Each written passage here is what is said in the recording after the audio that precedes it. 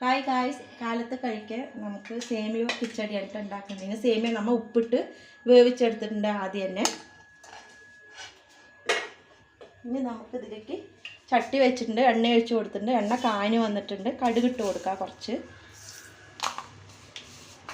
ഇനി കുറച്ച് പൊരികടല ഇട്ട് കൊടുക്കുക. ഇനി കുറച്ച് അണ്ടിപ്പരിപ്പും മുന്തിരി ഇട്ട് കൊടുക്കുക. എന്നിട്ട് നല്ലൊന്ന് ഇളക്കി കൊടുക്കുക. കടുകൊക്കെ പൊട്ടി വന്ന് പൊരികടലൊക്കെ ഒന്ന് മൂത്ത ശേഷം നമുക്ക് ഉള്ളി ഇട്ട് കൊടുക്കണം കേട്ടോ.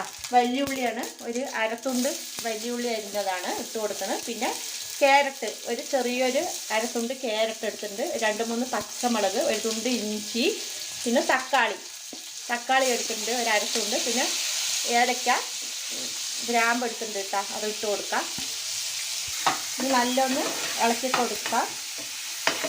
നമ്മൾ എല്ലാ സാധനവും ഒന്നിച്ച് ഇങ്ങനെ ഇട്ടിരിക്കുകയാണ് കേട്ടോ. നിങ്ങൾക്ക് വേണമെങ്കിൽ മൂത്ത ശേഷം ഓരോരോന്ന് ഇടാം. ഇത് എളുപ്പപ്പണിക്ക് വേണ്ടിയിട്ട് ഇങ്ങനെ നമ്മൾ വീട്ടിൽ കാലത്ത് എളുപ്പത്തിന് വേണ്ടിയിട്ട് ഇത് ചെയ്യുകയാണ്. ഇങ്ങനെ നല്ല മൂത്ത് വരട്ടെ ഇതൊക്കെ. അതിന് ക്യാരറ്റ്, ഉള്ളി, തക്കാളി എല്ലാം വതങ്ങി നല്ല വന്നിട്ടുണ്ട്. നമുക്ക് തേങ്ങ ഇട്ട് കൊടുക്കാം. കുറച്ച് തേങ്ങയാണ് ഇട്ട് കൊടുക്കുന്നത്. നിങ്ങൾക്ക് ആവശ്യത്തിന് എല്ലാം ചേർത്താട്ടാണ്. ഇനി കുറച്ച് മഞ്ഞൾപ്പൊടി ഇട്ട് കൊടുക്കാം. ഉപ്പ് ഇടണ്ട, ഉപ്പ് നമ്മൾ നേരത്തെ ഇട്ടിട്ടുണ്ട്. നോക്കിയിട്ട് കോരിക ഉപ്പിട്ടാൽ മതി. നല്ലൊന്ന് ഇളക്കി കൊടുക്കാം. നല്ല വതങ്ങി വരണം കേട്ടോ. നല്ല വതങ്ങി വന്നിട്ടുണ്ട് എല്ലാം. അപ്പോൾ നമുക്കിനി സേമിയ ഇട്ട് കൊടുക്കാം. നല്ല വേവിച്ചെടുക്കാം കേട്ടോ സേമിയ. നമുക്ക് വേവ് എങ്ങനെ വേണം അതിനനുസരിച്ച് വേവിച്ചെടുക്കാം. നമുക്കെല്ലാം ഒന്ന് ഇളക്കി കൊടുക്കാം കേട്ടോ. എല്ലാം ഒന്ന് മിക്സ് ചെയ്ത് കൊടുക്കാം. അടിപൊളിയായിട്ടുള്ള ഒരു കിച്ചടിയാണ് സേമിയ കിച്ചടി. ഉണ്ടാക്കിയിട്ട് കമൻറ്റ് ചെയ്യണം. എനിക്കൊരു ലൈക്കൊക്കെ തരണേ. അപ്പോൾ നമ്മളിത് ചെയ്യാൻ പോകണത് ഇനി കരുവേപ്പില ഇട്ടിട്ടില്ല കേട്ടോ. അപ്പോൾ നമുക്ക് ഇനി കരുവേപ്പില ഇട്ട് കൊടുക്കാം. നല്ല ഇളക്കിയ ശേഷം ഒന്ന് കരുവേപ്പില ഇട്ട് കൊടുക്കാം. എന്നിട്ട് തീ കുറച്ച് താത്തിയിട്ട് നമുക്കൊന്ന് മൂടി കൊടുത്തിട്ട് ഒരു മിനിറ്റ് നമുക്കിത് വേകാൻ വെക്കണം.